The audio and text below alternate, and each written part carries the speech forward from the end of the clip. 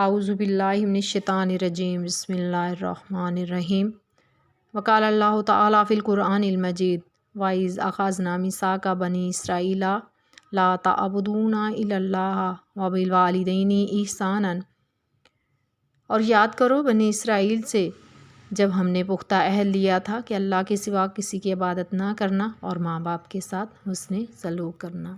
صدق اللہ العظیم۔ عورت کی ایک حیثیت تو یہ ہے کہ وہ ماں ہے۔ والدین کے ساتھ حسن سلوک، ان کے ادب و احترام اور معروف میں ان کی فرما برداری کے جو تاکیدی احکام قرآن و سنت نے دیے ہیں، اس کی کوئی نظیر آپ کو کسی بھی دوسرے مذہب یا نظام فکر میں نہیں ملے گی۔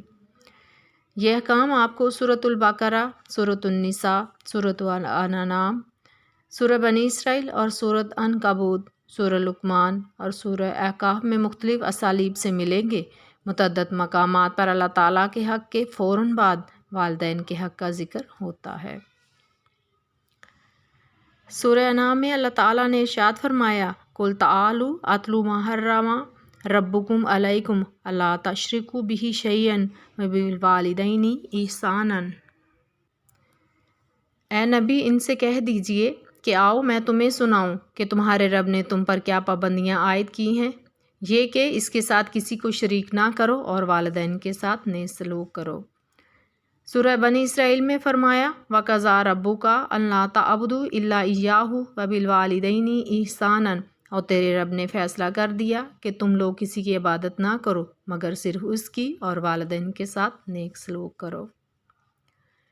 سورہ لقمان میں شرک کی مذمت کے بعد فرمایا، وَوَصَّيْنَا الْإِنسَانَ بِوَالِدَيْهِ حَمَلَتْهُ أُمُّهُ وَهْنًا عَلَىٰ وَهْنٍ وَفِصَالُهُ فِي عَامَيْنِ أَنِ اشْكُرْ لِي وَلِوَالِدَيْكَ، اور حقیقت یہ ہے کہ خود ہم نے انسان کو اپنے والدین کے حق کو پہچاننے کی تاکید کی ہے۔ اس کی ماں نے دوف پر دوف اٹھائے ہوئے اور کمزوری پر کمزوری جھیل کر اسے اپنے پیٹ میں رکھا اور 2 سال اس کے دودھ چھوٹنے میں لگے۔ اسی طرح ہم نے اس کو نصیحت کی کہ میرا شکر کرو اور والدین کا شکر بجا لاؤ۔ سورہ لقمان کی اس آیت کے اسلوب سے واضح ہوتا ہے کہ ماں کا حق باپ کے حق پر فائق ہے، لہٰذا احادیث نے اس فوقیت کو واضح کر دیا کہ ماں کا حسن سلوک کا یہ حق باپ کے مقابلے میں کم سے کم 3 گنا ہے۔ اللہ اور اس کے رسول کے بعد سب سے زیادہ احترام و تکریم کی مستحق ماں ہے۔ چونکہ حضور صلی اللہ علیہ وآلہ وسلم کا یہ فرض منصبی ہے کہ قرآن مجید کے مضمرات کی تبیین فرمائیں، ان کو کھولیں اور واضح کریں۔ وَأَنزَلْنَا إِلَيْكَ الذِّكْرَ لِتُبَيِّنَ لِلنَّاسِ مَا نُزِّلَ إِلَيْهِمْ، اے نبی، اور اب یہ ذکر یعنی قرآن آپ پر نازل کیا گیا ہے تاکہ آپ اس کی تشریح و توضیح کرتے جائیں جو لوگوں کے لیے اتاری گئی ہے۔ چنانچہ بخاری شریف کی حدیث ہے، ایک شخص نے پوچھا، یا رسول اللہ صلی اللہ علیہ وآلہ وسلم، لوگوں میں میرے حسن سلوک کا سب سے زیادہ حقدار کون ہے؟ فرمایا، تمہاری ماں۔ اس نے پھر پوچھا، پھر کون؟ فرمایا، پھر تمہاری ماں۔ اس نے پوچھا، پھر کون؟ فرمایا، پھر تمہاری ماں۔ اس نے پوچھا، پھر کون؟ فرمایا، پھر تمہارا باپ۔ پھر یہ حدیث تو بڑی مشہور اور بڑی عام ہے کہ رسول اللہ صلی اللہ علیہ وآلہ وسلم نے فرمایا، الجنت تحت اقدام امہاتکم، جنت تمہاری ماؤں کے قدموں کے نیچے ہے۔ صحیح بخاری کی ایک روایت ہے، حضرت مغیرہ بن شعبہ رضی اللہ تعالیٰ عنہ سے روایت ہے کہ رسول اللہ صلی اللہ علیہ وآلہ وسلم نے فرمایا، بلا شبہ اللہ نے تم پر اپنی ماؤں کی نافرمانی اور حق تلفی حرام کر دی ہے۔ واقعہ یہ ہے کہ دوران حمل اور وضع حمل میں جو خاص تکلیف اور خاص مشقت عورت اٹھاتی ہے اور جس درد و کرب سے اسے سابقہ پیش آتا ہے، اس کا تصور بھی مردوں کے لیے ممکن نہیں ہے۔ یہی یہ بات بھی سمجھ لیجئے کہ اللہ تعالیٰ نے عورت کی جسمانی اور جذباتی و نفساتی ساخت میں درد و تکلیف کو جھیلنے اور برداشت کرنے کی مرد کے مقابلے میں صلاحیت و قوت بہت زیادہ رکھی ہے۔ اس معاملے میں عورت مرد پر فضیلت رکھتی ہے، یہ جذبات کی شدت ہی مامتا کا روپ دھارتی ہے۔ پھر یہ کہ عورت ماں کے علاوہ بیوی، بیٹی اور بہن کی حیثیت سے بھی ٹوٹ کر محبت کرتی ہے۔ پھر بچے کی رضاعت، اس کی نگہداشت اور تربیت میں ماں کو اہم کردار ادا کرنا پڑتا ہے۔ لہٰذا ان تمام اعتبار سے احترام و تکریم، فرمانبرداری اور حسن سلوک کے معاملے میں ماں کے حقوق باپ کے مقابلے میں 3 درجہ مقدم رکھے گئے ہیں۔ اس موقع پر میں ایک اہم بات کی طرف توجہ دلانا چاہتی ہوں کہ ہمیں معروضی طور پر سمجھنا چاہیے کہ اسلام کا منشا کیا ہے، شریعت و قانون اسلام کا رجحان و میلان کیا ہے۔ یہ بات جان لیجیے کہ اسلام قانون کے اعتبار سے اولاد باپ کی ہے، ماں کی نہیں ہے۔ طلاق اگر ہو جائے تو اولاد پر ماں کا کوئی قانونی استحقاق نہیں ہے، وہ والد کی ہے، بلکہ سورۃ البقرہ میں جہاں طلاق کی صورت میں ردات کے جو تفصیلی احکام آئے ہیں، ان میں سے یہ بھی ہے کہ اگر کوئی شیرخوار بچہ ہے تو بھی باپ کی مرضی پر موقوف ہے کہ اپنے بچے کی ماں سے جس کو وہ طلاق دے چکا ہے دودھ پلوائے اور ردات کے دوران عورت کے نفقہ کا پورا انتظام کرے۔ لیکن اگر باپ کی مرضی ماں سے دودھ پلوانے کی نہ ہو تو قانونی طور پر اسے یہ اختیار حاصل ہے کہ وہ ماں سے بچہ لے اور اپنے طور پر اس کی ردات کا انتظام کرے۔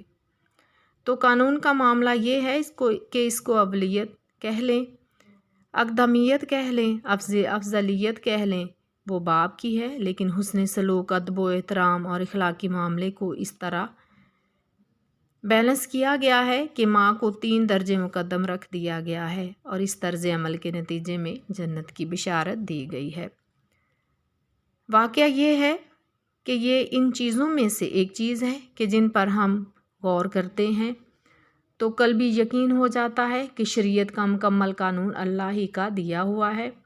عقل انسانی اس طرح کے معاملات کو حل نہیں کر سکتی۔ قانونی اعتبار سے اگر مرد کو تشخص نہ دیا جائے تو خاندانی نظام ہمواری سے نہیں چل سکتا، اس میں خلل واقع ہو جائے گا، اس کو بھی مضبوط رکھنا ہے۔ لیکن اگر قانونی اعتبار سے کسی کو زیادہ اختیار دے دیا گیا ہے تو اس کی تلافی کرنے اور متوازن رکھنے کا اخلاقی سطح پر پورا انتظام کیا گیا ہے۔ لہٰذا تسلیم کرنا پڑتا ہے کہ یہ نظام عدل و قسط کسی حکیم مطلق ہستی ہی کا تجویز کردہ ہے، کسی انسان کے بس کی یہ بات نہیں۔ اس موقع پر میں عرض کروں گی کہ ہماری ان بہنوں کو جو مغربی تہذیب سے مروب ہیں اور اس کی نکالی اور کورانہ پیروی ہی کو اپنے حق میں مفید گمان کرتی ہیں، ٹھنڈے دل سے اور سنجیدگی سے سوچنا چاہیے کہ جوانی کے بعد بڑھاپے کا بھی ایک دور آنے والا ہے۔ اگر مغربی تہذیب سے شیفتگی اور دلدادگی ہوگی تو ان کو یورپ اور امریکہ جا کر دیکھنا چاہیے کہ وہاں بڑھاپے میں والدین کا کیا حشر ہوتا ہے، وہاں ان کی قسم پرسی کا کیا عالم ہے۔ وہاں جانے کے وسائل نہ ہوں تو ایسا لٹریچر موجود ہے جس کے مطالعے سے اس ذہنی کرب و اذیت کی تصویر ان کے سامنے آ جائے گی، جس سے اس معاشرے کے والدین کو سابقہ پیش آتا ہے اور جس سے ان کا بڑھاپا دوچار ہوتا ہے۔ ان کے سامنے یہ تلخ حقیقت آ جائے گی کہ والدین کی تکریم و عزت، ان کی فرما برداری اور ان کے ساتھ حسن سلوک کی کوئی رمق بھی اس معاشرے میں موجود نہیں ہے، اور والدین کی رائے پسند، ان کی مرضی کو اس معاشرے پر یہ کاہ کے برابر بھی وقت نہیں دی جاتی۔ بیٹا اور بیٹی سینہ تان کر اپنے روز و شب کے بے راہ روی کے مشاغل پر بحث و تمہیق کرتے ہیں، وہاں کوئی باپ یا ماں اپنی اولاد کے بے محابہ معاشقوں اور آزادانہ اختلاط پر کوئی نکیر نہیں کر سکتے۔ اگر کوئی گرفت کریں گے تو منہ کی کھائیں گے۔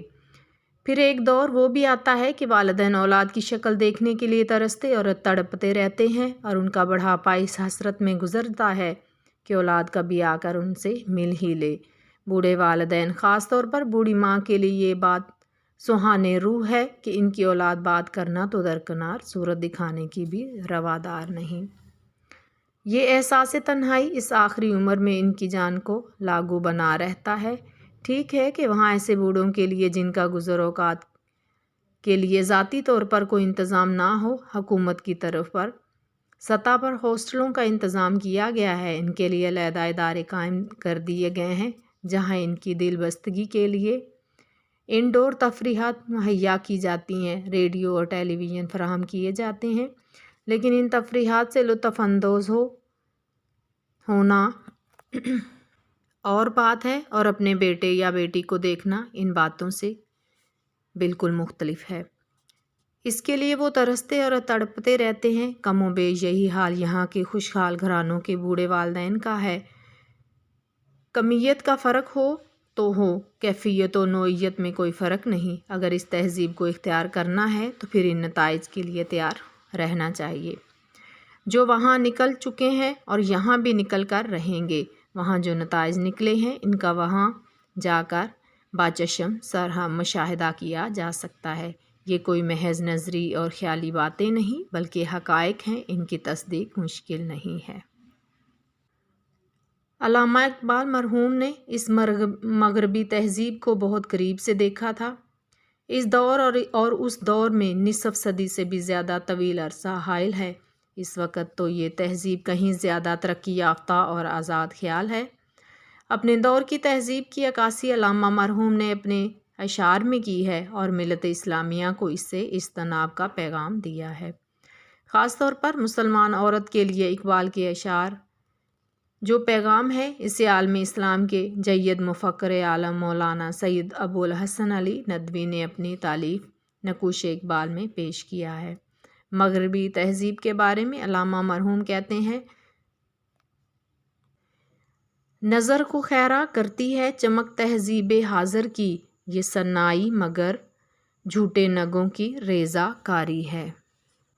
ربی اشرح لی صدری ویسر لی امری واحلل عقدۃ من لسانی یفقہوا قولی۔